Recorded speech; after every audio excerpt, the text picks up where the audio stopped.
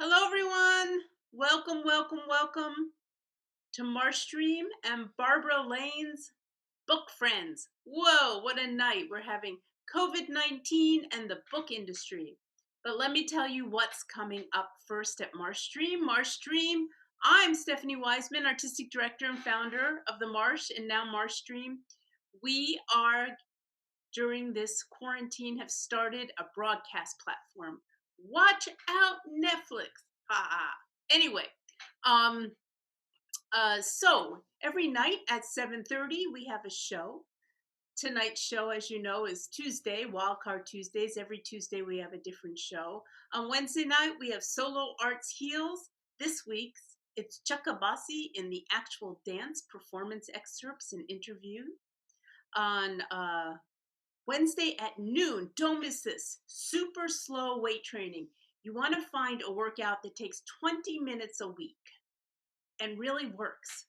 Look, it's been working on me. I am like buffer than I've ever been before in my life, which isn't exactly saying anything, but it's been really something doing it. And I got them to do an exercise session tomorrow at noon. So we have that. On Thursday, we have Stephanie's MarshStream. That's my show. And this week we have Tina Dalia, really thrilled. Next week we have Dan Hoyle. On Fridays at noon, we have CJ Sings, which is, believe it or not, a fitness class and a singing lesson at the same time. And on Friday night, we have Bingo. Bingo with Josh Kornbluth. Has to be the most iconic bingo game probably in the world. And this Saturday, under Solo Performer Spotlight, we have live Don Reed and Kate Robarts in a question and answer period. So we're really thrilled about that. So thank you for joining in.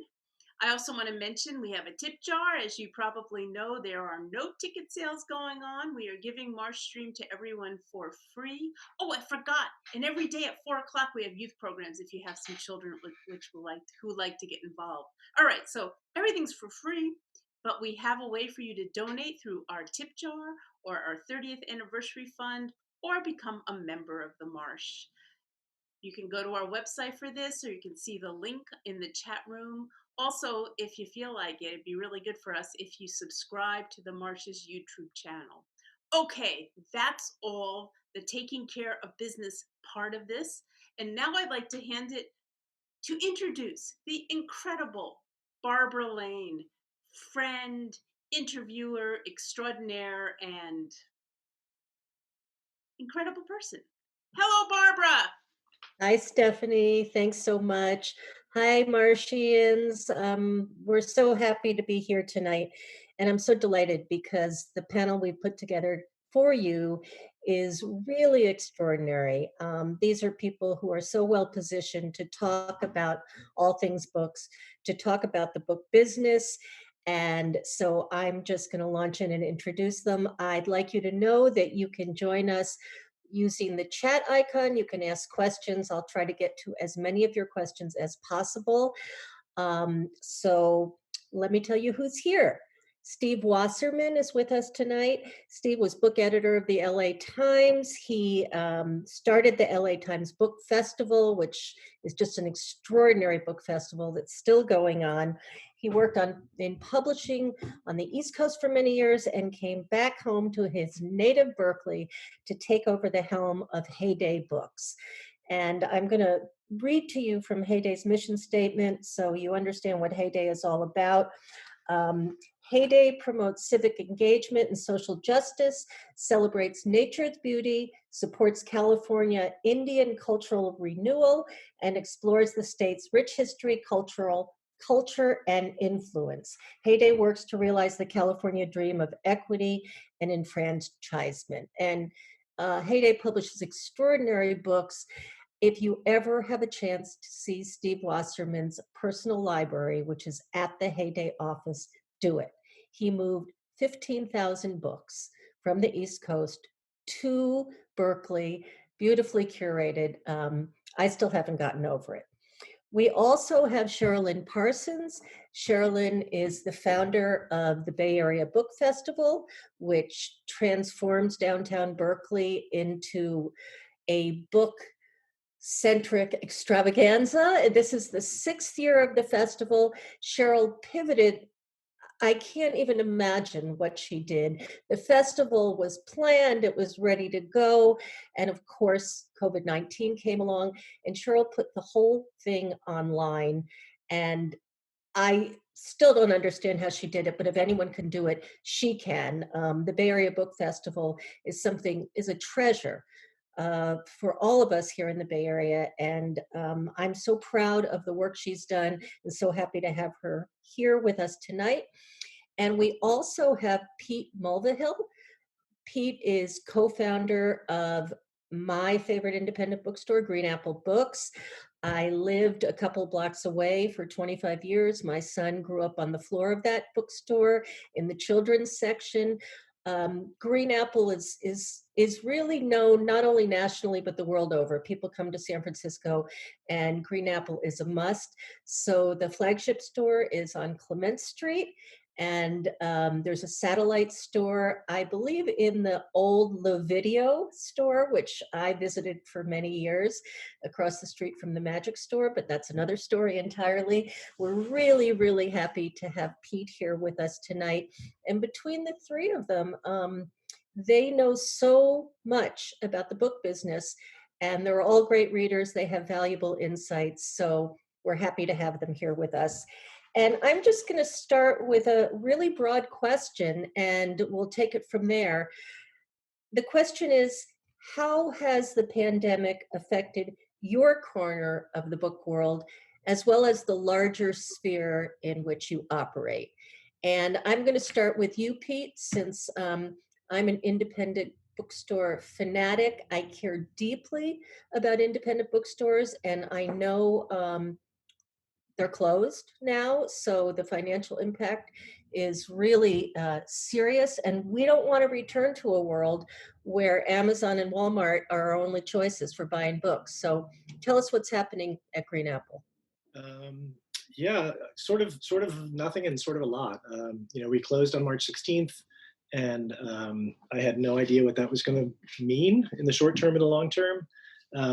Right away, our web orders just lit up. We used to do maybe 100 web orders in a month, and all of a sudden it was 100 a day, and then it went up from there.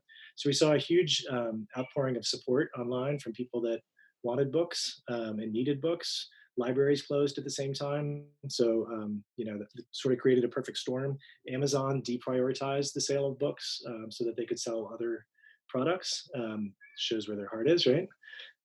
Or they're great heroes for bringing people hand sanitizer. I don't know. The audience can decide. So we just kind of became a warehouse fulfillment shipment thing online.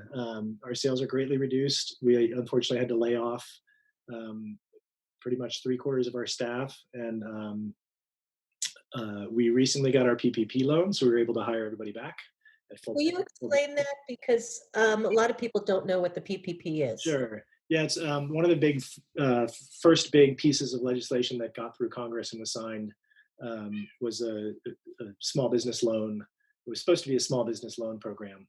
The first round of funding seemed to end up going to big businesses, but in the second round, a lot of legitimately small businesses have gotten funding that covers about 8 weeks worth of payroll, and then allows you to use some of the money to pay rent and other costs. So we were pleased to have gotten it. It enabled us to hire everybody back.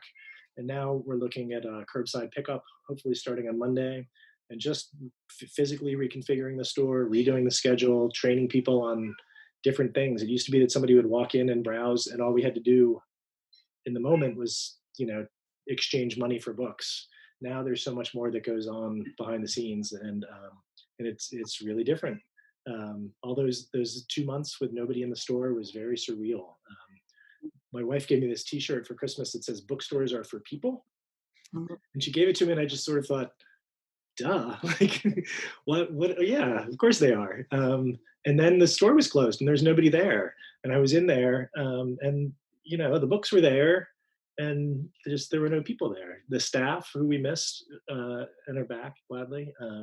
But then the customers. I mean, the interaction. It's not just handing money over in exchange for a book.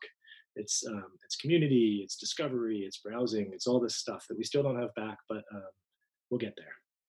Well, one of my favorite things about Green Apple is coming in and selling you back used books and talking to EH, my pal, who is one of your buyers of used books.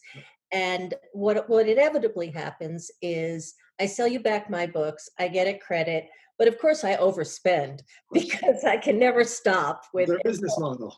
yeah. So that's a big part of your business, and that's not happening now. Is that right? It's not, although, yeah, because so far, our website, we never cataloged our used books. So all we've been selling on our website is new books. And 80%, 90% of those were fulfilled by a wholesaler from afar. So really, it was almost a data entry project where we would get an order on our website, we'd send it to this wholesaler, they would send a customer the book. It was very soulless, but saved our ass. So we appreciate every single order. We did do some home delivery, and we did fulfill some of the orders from within the store, but we couldn't sell used books online. Just in the last few days, we've created an email address, usedbooks@greenapplebooks.com, and we're starting answering the phone again now that we have more staff who can be in the store safely. And so we're starting to sell used books again online. My worry is that without people like you coming in and selling what they just read, our stock is going to become depleted pretty soon. And there are plenty of people who would like to raise a little bit of spare money to get a burrito by selling their used books right now, and we just can't do it safely. So I don't know when that part of our business will come back. For right now, we're just trying to sell as many books as we possibly can to keep employees working and productive. Well, one thing you said that I want to get back to later in the conversation was you said when COVID-19 happened and people were starting to shelter in place, they needed books. And I need books now, perhaps more than ever. I also need Netflix, and I need yoga, and I need meditation, but I need books in a way that feels so essential. So we'll have more conversation about this as we go on, but thank you for doing what you do, and thank you for just being Green Apple. You're a beacon.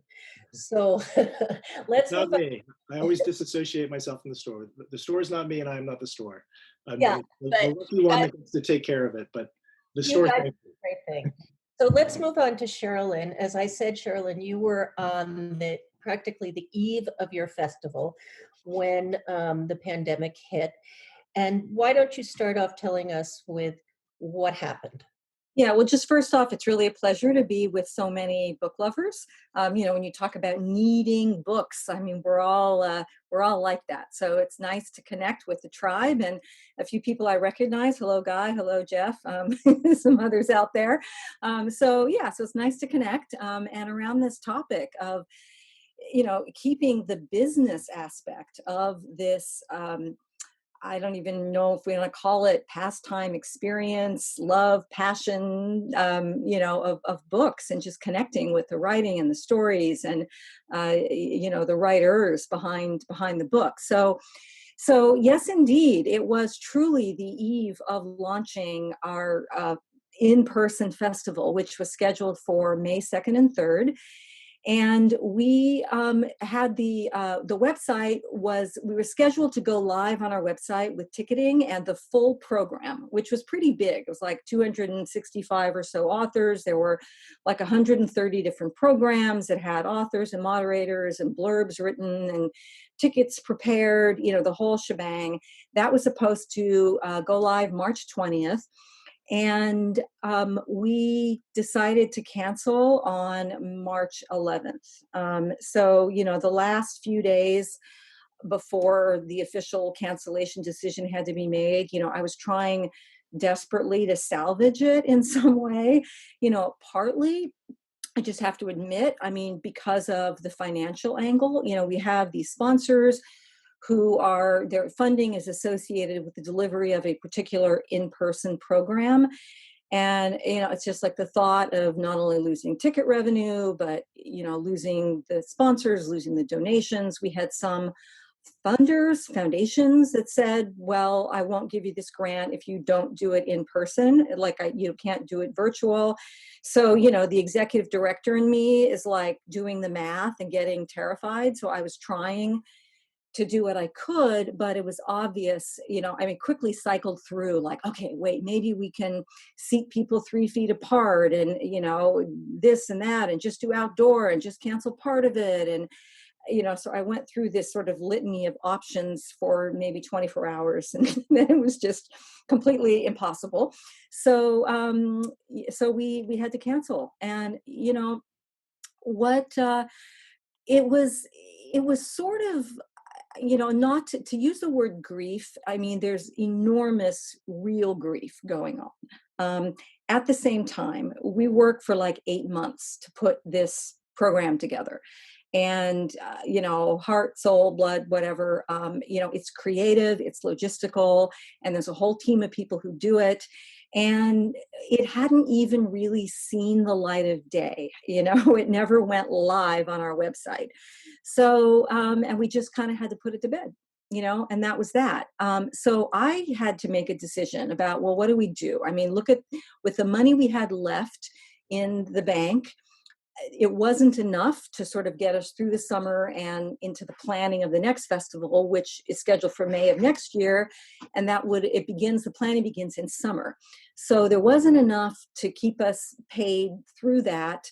And more funding doesn't usually come in until like the fall. So either I freeze everything and save the money till later, or I just pay people so I don't have to lay them off. And then it just ends, after this 8-year journey for me. And there's been 5 festivals. This was the 6th. And, we finally, maybe I say this every year, but I felt like we really finally kind of had it together. Like we've got, it's a super strong team. We have all these systems in place. The infrastructure is there, the whole shebang. And then it was like time to fold. It's like, So the third option was to try to pivot into virtual programming. And, it's funny, it didn't seem, in some ways, I actually intended to have us pivot and start producing virtual stuff like in a month, which of course was insane, because by the time of doing it around the original festival date, which was like,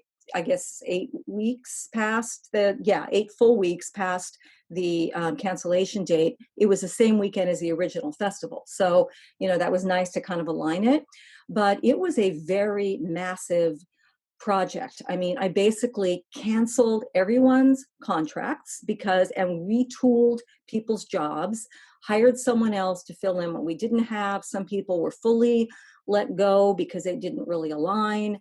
And we looked at the programming that we could, we looked at programs that would fit into a sort of some series, so to speak, like a way to kind of understand and organize the programming, which we would roll out.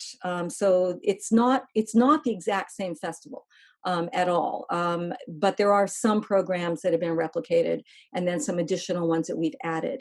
So we started with like 5 the festival weekend, and then our continuing kid stuff on the weekends, and then Tuesday, Wednesday, Thursday nights, rolling those out. And it's like everything, we're just like piecemealing. I mean, all of us are just like finding our way in the dark here.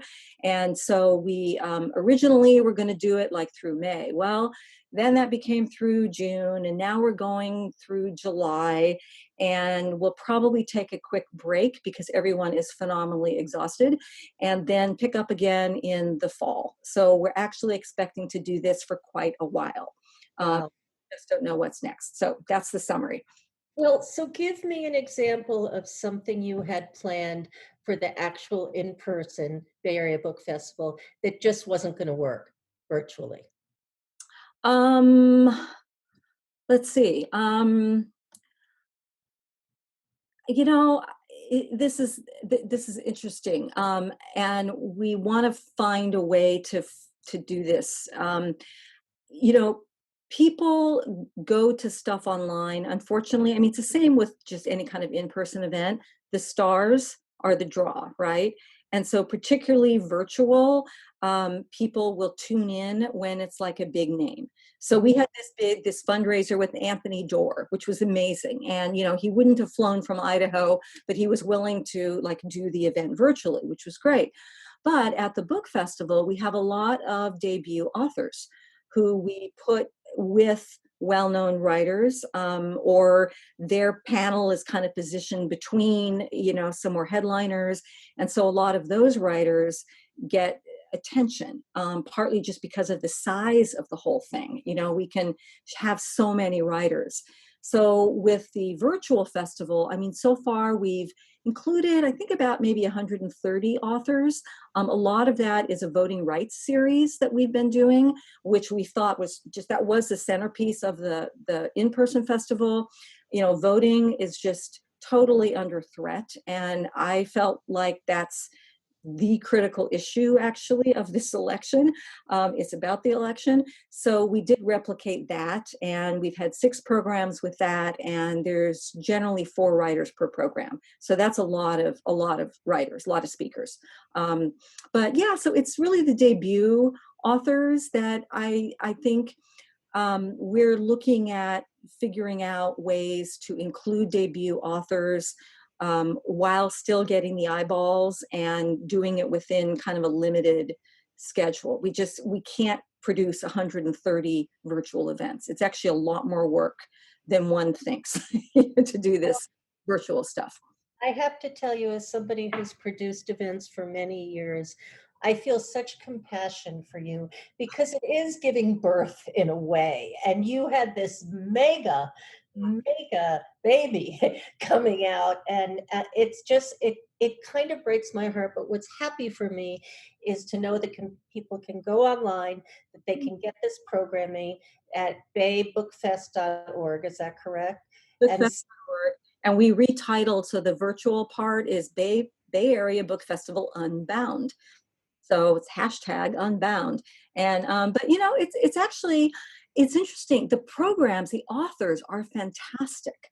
They're really, really good. And we're still building up the eyeballs, and just the publicity, getting the word out. We're looking at a whole bunch of other partnerships. We're doing a lot of promotion. So that's sort of the challenge. The program side, the quality side is there. It's just really building up the presence that's, we're working on. Again, as a programmer of many years, it's always been so frustrating to me about debut authors, because everybody wants to say, oh, I saw X when nobody knew her, yet to get people to that program is damn near impossible unless you package it in a way that is appealing. I feel your pain. I understand. We're going to have more from you, but let's move on to Steve Wasserman right now. So Steve, you're the publishing side. I talked a little bit about Heyday. You've had a long career in the publishing industry. So first, how has this affected Heyday specifically? And then if you could speak to the larger publishing industry and tell me what's going on, I'd love to hear. It's hard not to talk about both simultaneously, since our fate is braided together with the fate of our brethren all over bookland. And the ecology of book selling and book publishing, readers and writers, is a fabric that is so closely woven together that when you pull on one thread of it, the whole skein unravels. We entered the age of contagion on March 16th, like the rest of the world. Prior to that, a week before, we'd held a gathering of 60 odd people in the beautiful home of one of the members of our board of directors in Santa Monica. We had very many eminent people and various writers. The new book editor of the Los Angeles Times, Boris Kochka, came, and it was an effort, an ongoing effort by Heyday, which enjoys a statewide reputation and has for many years, ever since its founding 45 years ago by the legendary Malcolm Margolin in 1974, and has always been held together with Scotch tape and pixie dust. But this was an effort on the eve of the shelter-in-place edicts, which came down 8 days later, to extend our reach and to deepen our appeal. And so far as I know, I'm happy to report that no one who attended that event has fallen ill, thank God. And so we found ourselves poised for considerable prosperity. But like many publishers, even publishers that are very well known in mainstream publishing circles, we're always kind of at the knife's edge. And even though you would think that a pandemic that forces readers to remain in bed or at least not get out of the house would be a kind of ideal environment. After all, how many people fell ill during their childhood and read their way through many, many books? And reading itself is a solitary, almost antisocial activity. How many times do you recall saying as a kid, "Leave me alone. Can't you see I'm reading?" And yet the actual activity, once the writer has finished her work or his work, the actual stitching together of the book is a collaborative enterprise. The actual publishing of the book is simply to answer the age-old question, now upon us with even greater urgency: how do we cut through the noise of the culture and get attention for deserving work? And how do we shape that campaign to apprise people of new work in such a way that we can actually find the readers it was destined for? Because books are a little bit like Aladdin's lamp. If you don't rub the lamp, the genie doesn't come out. And all these books behind me, if they lie on the shelf unread, they're in something of a coma. The writers need readers to awaken the magic that is within their pages. So that's the broad, and book selling, everything cratered. I mean, the stores shuttered to a close. This after several years when we thought that independent stores were nearly on death's door. There have been many that have opened up in the last number of years, despite all the doom and gloom, of which I was a major singer of that song during the time that I presided over the LA Times Book Review. The truth of the matter is that the whole archipelago of culture that is formed by these bookstores provided a certain, electrical current throughout many communities all over the country and all over the world. I wish, like France or Italy, the mayors of our towns and the governors of our town, and indeed at the top of this country, would regard bookstores like bakeries as essential services, so that they would be provided with the kind of relief they need to have in order to survive and thrive. But that is not quite the situation yet. Our main goal as Heyday, Little Heyday,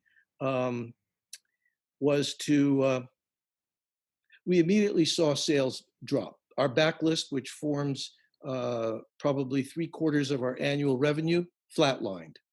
Yes, it's true that nationally, you would think that because people are sheltering indoor, they're shut-ins, that book reading would be up. It's true for certain categories. As you all know, certain kinds of puzzles. You can't manufacture a puzzle if your life depended on it now. They are backed up like you can't believe. Literary fiction did well, games and activities, especially juvenile nonfiction and fiction. History, no, nobody wants to read history, not even the history of pandemics, not even a book like Yale published, which was quite prescient last year, called Epidemics and Society. It's a real page turner. I mean it seriously, by Frank Snowden. But these books people didn't want to hear from, even though I used the occasion to go back and reread the old standby Defoe's A Journal of the Plague Year. And by the way, if you think Dr. Fauci had it bad, you should read what the people of the time did to the physicians who told them, hey, just because the contagion, the death, you flattened the curve, doesn't mean it can't come roaring back. And why are you now mingling again? Anyway, everything, it leads to a grim conclusion, which is basically that I very much doubt, despite all the medical advances we've made, that we will learn as a species from our mistakes.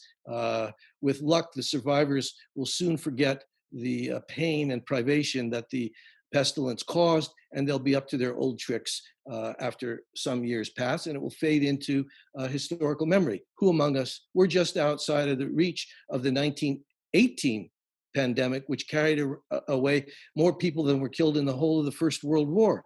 And I don't think I ever read about it in a high school textbook. I didn't read about it there. So for us, the main goal was to try to keep body and soul together. The 11 people who make up the staff of Heyday, we have books that we are still acquiring, we are still editing. We are looking forward to a publishing season in the fall, and we applied for the payroll protection program, which Congress passed. And despite the bureaucratic bottlenecks getting those grants and loans through the banking system and the Small Business Administration, we did receive a sum that will help us get through the next 90 days and keep everyone safe and their health care provided for. The landlord agreed to take a pittance for the regular monthly sum. Of course, we will have to pay it back. We will owe him that money, but he will work out terms over the next 12 months. So what we're hoping is that things will subside sufficient that some of the economy can get back to work.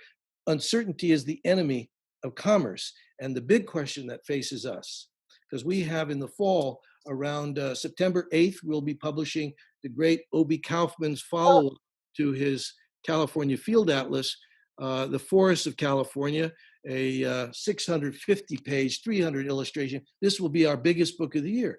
And the main question that I'm facing is, what if, Green Apple doesn't reopen? I mean, it's one thing to know the books you want and order them and maybe pick them up curbside or mail that. But this business, to the extent that it's a business at all, really is rooted in the pleasures and joy of browsing. The great goddess Serendipity, at whose altar I pray almost every day, that guides, and we need people like Green Apple to go into a store, and we need you to hand sell and say, hey, if you're interested in that, you might consider this. That kind of person-to-person contact is irreplaceable. So what will it avail us if stores are not really reopening, if authors cannot tour except virtually? I worry about whether we should even publish this book in the fall. Maybe we should postpone it to the April. On the other hand, the economic pressure on us to publish, even in a constrained environment, will be enormous. And it's also true, as Cherylyn's experience suggests, that maybe this predicament that we're all in, which gives urgency to developing our social media, our online capacities, to coin a cliche, to thinking out of the box, something that publishers are very loath traditionally to do because they are deeply timid and conservative by inclination and temperament, not necessarily politically, but they don't like to think in a nimble way. Maybe this gives urgency, and that we need to explore instruments and ways of reaching people that we have never before done in a concerted fashion. And so maybe this is the opportunity that this crisis is presenting to us all. Those are some of the questions that we are wrestling with. I'm happy to report that so far we're intact, we're holding our breath. I'm awaiting the day we can all exhale. So, Steve, first of all, I love to hear you speak. Archipelago of culture and great goddess Serendipity. These things roll off your tongue, and it makes me happy. Practically speaking, I know, for example, an author who had a great launch and book tour planned. All of that has come to a crashing halt, and many of these people, as we know, are doing virtual book tours. But in terms of the production of books and a book in the process of being published, have a lot of those things just stopped? Are books that were scheduled to be published being held back and not? How are people dealing with not having the hands on deck to make the stuff of publishing happen? Well, I can tell you that I know a number of houses in New York and elsewhere. They have moved a number of titles that they had planned to publish in May. They've moved them to August or later. So they are moving some books. There have also been a considerable number of people that have been laid off. Farrar Straus has laid off several editors. Their longtime publicity director, Jeff Soroy, has announced that he's retiring. And I spoke to him, and I think it's not a private thing. I said, are you retiring, or are you jumping before you were pushed? He said, I'm jumping before I was pushed. The handwriting was on the wall. One of the best publicity directors of any house. Collin Dickerman, a wonderful editor at Farrar Straus, he's been laid off. Paul Golub at Henry Holt and formerly editorial director of Times Books, a man now probably about 51, 52, 30 years in publishing, excellent editor, was the editor of Anand Giridharadas' first book, Mhm. was fired last week. Mm. Steve Rubin, the publisher of Henry Holt, who enjoyed not 2 years ago, whatever you thought of it, Michael Wolff's takedown of Trump, sacked, gone, shown the door. My friend Reagan Arthur from Little Brown, newly appointed in January to succeed the late Sunny Mehta to head up Knopf, the first woman to occupy that position, took the helm on February 6th. 6 weeks later, lockdown. So there is distress and there's pain. And as for us, as for everyone else, we are continuing to edit books. We just acquired a book called Freedom to Discriminate, which is a revelatory history of the real estate industry in California, and it's the way it went about to impose redlining, segregation in housing and in the real estate market over the last 100-odd years. And it's based on inside documents. It's sort of as much a piece of investigative journalism as it is a sort of history. We just acquired that. Mick LaSalle, the Chronicle's film critic, has delivered his book California in the Movies. We're editing that. We're publishing next year. Jonathan Taplin, who was Bob Dylan's road manager and the band's road manager and the producer of Martin Scorsese's Mean Streets. He's written a memoir called The Magic Years, and Roseanne Cash, we reached out. She just gave us a blurb. So we are continuing to fill the pipeline with wonderful things, and we don't think reading's going to go away. We don't think book publishing is going to go away. We certainly hope bookstores don't go away. I mean, but I also note that many of our best and most iconic stores have really been very desperate. City Lights, reached out to try to raise $300,000. It's probably one of the few stores in the world that could actually raise $500,000 in about 5 days from 10,000 contributors, giving an average of $50 a piece from all over the world. Other stores, Book Passage is trying to raise money. Moe's is trying to raise money. They're doing it at a much slower rate. They're trying to raise $100,000. They're only at $37,000 now. Walden Pond, the wonderful independent used bookstore and new bookstore in Oakland, managed to raise and surpass their $100,000 goal. But this stuff is very hard, and it's very hard to ask folks for money. But the communities have stepped forward, and I think I hope that they will survive this. But the longer it persists, the more difficult it will be. There's no question that pain is being inflicted. Businesses will go out of business, and I regret to say, Amazon, despite the emergence of such distribution channels as Bookshop and others, seemingly will be strengthened from this battle and will have an even more dominant position. So I want to turn to, we have book lovers who are all with us live tonight. Thank you. And we'll also have people who tune in to see this program at a later time on the Marsh website. You mentioned bookshop.org. So for those of you who don't know, if you're ordering books online now and you don't know, first of all, you're not going to order them from Amazon. I'm just going to take that as your promise to me and all of us here tonight. You can buy your toilet paper, you can buy your hand sanitizer. You're not going to buy your books from Amazon. You're going to go to bookshop.org. And if you don't have a favorite bookstore, you'll put in your zip code. They will tell you the bookstores in your area, and you can designate the profits from that purchase to go to an independent bookstore. This is something you can do that will help save independent bookstores. If you listen to audiobooks, you can do the same thing with Libro.fm. Same thing for audiobooks. They share the profits with independent bookstores. So those are two things that people can do. I want to hear from all of you, maybe starting with you, Cherylyn. What can the people who are tuned in tonight and the people who will see this online later do to help ensure that we have a vital literary community and that we don't suffer the really drastic kind of effects that potentially could take place as a result of this pandemic? Yeah, I think Steve was talking about how sort of the long-term survival of sort of the arts in general. I'll expand it a little bit. Understandably, a lot of support right now philanthropically is going to social services. I totally get it. Um, at the same time, if we don't keep our arts sector alive, and by arts, I mean bookstores where you're going to pay a little surcharge over, what you would pay at Amazon, or books in general, right? To support books as opposed to, anything else.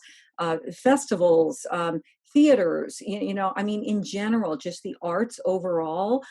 um, Everything from like patronizing virtual programs, the likes and the, even if you don't give any money, just because everything is free, right? That's also kind of in the arts landscape right now. Programs are being delivered for free.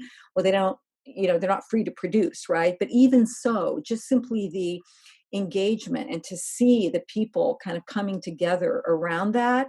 And with buying books, just to support your true local. I mean, I actually don't really use bookshop.org because there is a percentage that isn't received by that local store that I'm allocating it towards. So I will go directly to that store. And, if they have a website, I know City Lights has to use bookshop.org, but like Green Apple and, Pegasus, which is like my local, I'll buy directly there. And, I'm encouraging other people to read. I'm sharing links to virtual programs, like crazy. I mean, Book Passage does great stuff. Green Apple has a wonderful virtual program, that they've been doing their events virtually. It's fantastic. So, one of the things that I've felt that's just sort of counterintuitive through this whole process is, we see like, okay, social isolation, right? We're separated. I have felt closer to colleagues in the book world more than ever before. You're interacting with the publicists and New York, everybody's like, how are you? What's happening? Where are you? There's a listserv of book festivals nationally. We have been working together. They're carrying some of our programs. They're sharing what we're doing. We're sharing what they're doing.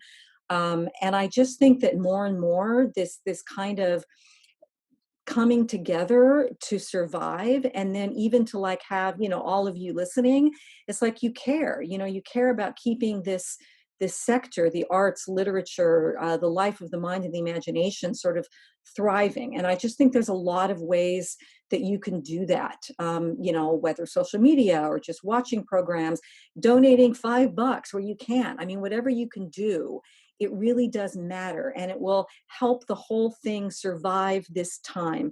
I think a life without the arts would be really a crummy life to live. So, and we need to keep it going, despite the need also, and predominantly for supporting social services. So does that answer a little bit, Barbara?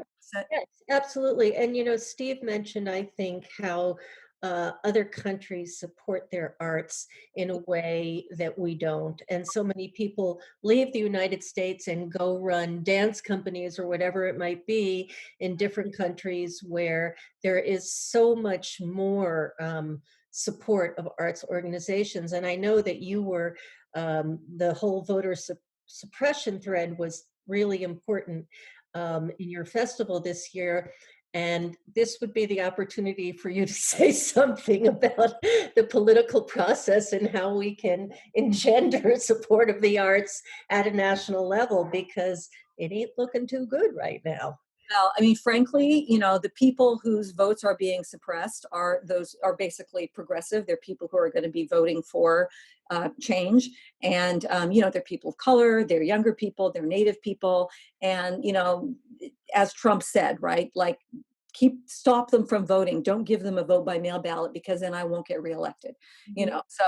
So we are a nonprofit. We are nonpartisan. Nevertheless, the fight to the fight to make the vote as broadly accessible as possible is largely going to serve the the progressives. So, And but I do you just want all other issues, everything. It depends on who gets elected at state level, at federal level. So it's like the mother of all issues right now, which is why we're really emphasizing it.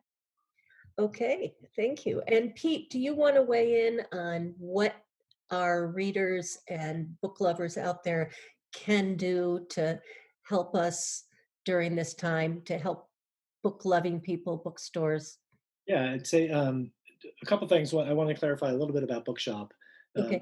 as Sherilyn said, and as you said, the best thing you can do is order directly from your favorite independent.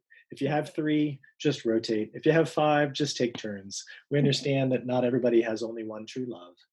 Okay. The bookstore monogamy is not forced upon anyone. So the stores benefit most when you order directly from them. There are websites, there are stores like mine that had an e-commerce solution, and that set us up well for this. It didn't mitigate a lot of pain, but there were also stores like City Lights that were just kind of old school and didn't have an e-commerce solution. So Bookshop has been great for them.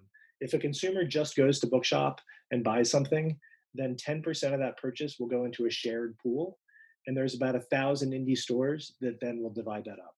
So if Joe Blow goes and spends $100 on bookshop.org, $10 of that will go into a pool that will be divided by 1,000 bookstores. So that's a penny or 2 pennies. It's a hell of a lot better than Amazon. And the whole point of Bookshop was to steal sales from Amazon, not from independents. Bookshop's doing a lot of really smart things with authors, giving them 10% commissions when customers go from an author's link to Bookshop. That's double what Amazon gives. They're working with publications that rely, to pay for book reviews. Somebody's got to pay for book reviews, right? And there's been fewer and fewer review sites and review sections. So Bookshop has doubled the commission on click-throughs that they pay to publications. So it's really broadly for the book selling ecosystem, it's great. But unless you follow a link that City Lights produced and you follow a book and then buy a book right then, City Lights will get 30% of that sale. But if you go back to Bookshop a week later and buy another book, then 10% of that is going to go to 1,000 independent stores. Again, it's fantastic. I support it. But just know that it's not a panacea, and it's better than Amazon. And supporting each individual store is really the ideal. The other thing I would say, I loved listening to Steve also, and kind of want to shut up so I can hear him talk more. Mostly the good stuff, the positive stuff, frankly. But if there's one thing that I've seen in this, the friends of mine who still have reliable incomes and jobs and are doing okay have been bending over backwards to support the stores, restaurants, cafes, and businesses that they love. I've seen people, decide like we're eating out 3 times a week instead of 2 because we can, and we're only ordering from the places that we would die if they were gone. And I feel like, I ran into a lady I've lived across the street from for 20 years. She was a librarian at the middle school. And we've just sort of passed each other dog walking and the like. In the neighborhood, never really got to know each other. And my daughter had done some sidewalk chalk out front, and there was a big green apple. It was the last square she had to fill in. And the librarian walking by with her dog said, "Oh, Green Apple, I love that place." She said, "I used to order all my books from Amazon, but now I only get them from Green Apple." And I said, "Thanks." And she said, "What do you mean, thanks?" And I said, "Oh, I'm one of the co-owners of Green Apple." She's like, "Oh my God, we've lived across the street from each other for 20 years and we never talked books. I'm a librarian." I said, "I know you're a librarian." But I feel like people now, we always thought like, put your money where your mouth is, or support the stores that you would be crushed if they were gone. And I feel like people are seeing that. They're seeing it in boarded up storefronts. They're seeing it in restaurants and cafes that are struggling. And so if there is something that comes out of it, it might be that indies are more well appreciated or more well positioned. People will continue to buy whatever they buy from Amazon, which, people need to get their stuff, I guess. There's no locally owned independent hand sanitizer store in my neighborhood. Although there are distillers that are making it. But yeah, so I'd say 2 things. One is Bookshop is much better than Amazon. Supporting your own store, your favorite store directly is best. And then, this whole shop local movement that people have been working on for decades, I feel like it's really resonating for the people, again, for the people who have the means and can afford it. So for all of you, and let's start with Steve because we want to hear his pearls again, but define your ideal scenario. If this thing, and it's so far from ideal now, and of course we acknowledge the absolute devastation of this pandemic. It's impossible not to. We're all dealing with it every day. But suppose things just worked out in the most wonderful way, specifically for the book business. Steve, what would that look like if you could design it? Well, it would look like the the there would be testing block by block, neighborhood by neighborhood, community by community, county by county, state by state, so that every citizen and non-citizen, documented or undocumented, every living person who looks like they belong to the human species would be tested and tested for free. There would be tracing, there would be medical supplies sufficient to combat the contagion, and in the best of all possible worlds, an actual vaccination, an effective one, would be created in a timely fashion so that people could once again mingle without fear. I do fear that the trauma that has been inflicted and the fear will prompt an emboldening of the surveillance state that will use for malign purposes measures that were designed as a medical prophylactic, but which will now be used also to control the population and to quell dissent, make it impossible for people to gather in numbers, to protest, to engage in dissent. I do fear that. But in an ideal world, by Labor Day, the stores would be open, not only bookstores, but even Mr. Musk's Tesla plant would safely be able to reopen and employ people, and people could go back to work, and that they wouldn't be put in so dire a place as to have to choose between contracting a deadly and wily virus, the alternative being to see the starvation and immiseration of their families. So we need to have, progress on the medical front, and in an ideal world, that would occur swiftly enough so that we could put this thing behind us as a temporary bump in the road, instead of what more and more people are beginning to fear is the likelihood that we will have to endure in some way or form pain for the foreseeable near-term future, as in the next 18 months to 2 years. Mm-hmm. So the future is fraught, and prediction is only Nostradamus is always right. So I will have to beg off. All right, I'm going to go in a completely different direction because we have very little time left, and that whole surveillance idea is so chilling that I felt sorry I asked the question. So here's something better. If you can leave people with one book, leaving this program tonight, that they should go out and get and read right now, and you can say why, for whatever reason, what would it be? And we'll start with you, Steve, then we'll move on to Cherylyn and then Pete. What's your recommendation? God, it's so difficult to name one book.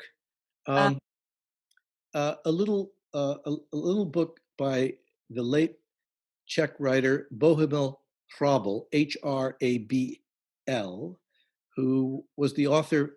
If anybody has ever heard of him, you may know the film that was made from his novel in the mid-60s called Closely Watched Trains. But he has an imperishable and wonderfully funny and wise little book called I Served the King of England. It's in a vintage paperback, and it's a very sexy, marvelous book. And if you liked Milan Kundera's Unbearable Lightness of Being, you will love Hrabal, whom Kundera once called, he's Kundera's Kundera. So I give you that. Believe it or not, my book club read that book. I'm shocked. But anyway, Cherylyn, and I know it's hard to choose. It's like killing your children. It's like, oh no. And I was just like looking at, I've got like massive bookshelves everywhere in my house. I had to build like a little library in my backyard because I couldn't fit them in my little house. So I'm like looking, but let's see. I honestly don't know of a single. I'll share a representative title, but I've studied Buddhism for a really long time, and right now some of those teachings, is the term they use, are particularly useful. And there's some writings on something called the bardos in Tibetan Buddhism, and that means literally in between state.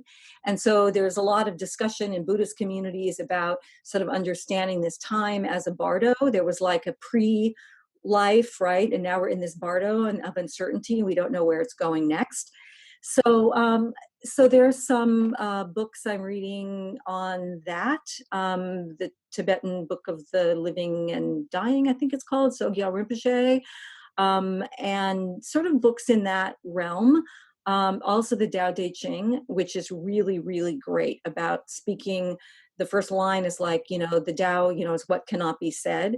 And right now, I think there's so much uncertainty in what we're experiencing at a deep level that sort of allowing that to be, and to be, just to sort of be with that, is really been helpful for me at a deeper level. I also wanted to add something just off of what Pete said about a way to help the book world right now. So we're doing these virtual events. Pete's doing virtual events. I mean, many of the stores are City Arts, they're also doing terrific virtual events. Buy the books. Normally a bookseller would have a physical event.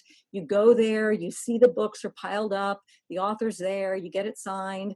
And, there's like a little bit of, I don't know if it's peer pressure or whatever, you see it there, there's a tendency to buy the book. And so now when people watch it virtually, they don't buy the book. And so publishers are therefore less likely to set up the authors for these virtual events if there's no book sales involved. And the booksellers and people like me are less able to do these events if we don't link them with book sales. So that's a really concrete way that you can support this changing literary landscape, is by attending these virtual events and buying the books. Mm-hmm. Great. Pete, what do you want to add? Two books. One, which it was a narrow audience, but there's a book by Bonnie Sue, who's an East Bay author, called Why We Swim.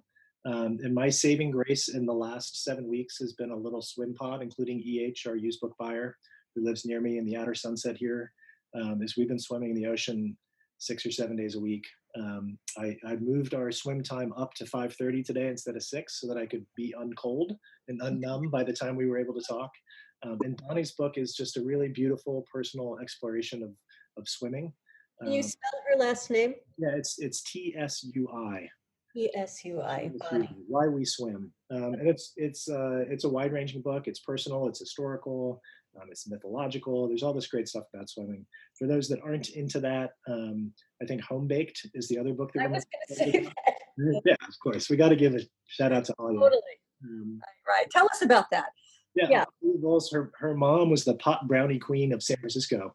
Alia Bolz. BOLZ, yeah. The book is called Home Baked. It's published on 420 because they have a sense of humor. And it's just a beautiful memoir of her time growing up. It's a sort of a love letter to her mom. Her parents were, beyond quintessential hippies. Her dad had grand mal seizures and would like to get to the edge of that because he sort of loved the aura. And it all sounds kind of crazy, but once the AIDS crisis hits, it became a mission of mercy. And it's just a really beautiful memoir, just dripping with San Francisco and love. I was absolutely going to recommend Home Baked, and just a little inside news for those of you. Alia Volz, the author, is the wife of Kevin Hunsanger.